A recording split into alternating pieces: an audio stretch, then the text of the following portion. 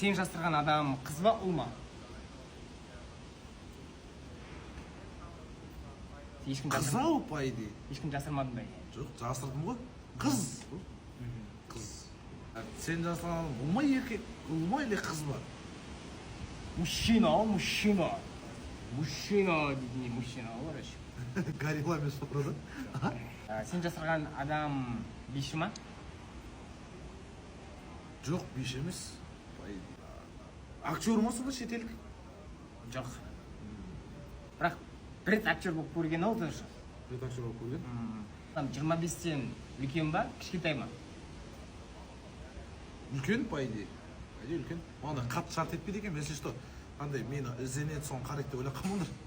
Үлкен де сияқты бірақ. Білмейтін адам жасап тұрсын ба? Жоқ, білемін ғой енді. Ешкім білмей қойсын. Жоқ, білемін ғой, білеміз ғой. Сұрақ қойшы. Әнші ма сонда? Жоқ. Алматы тұра ма? Жоқ,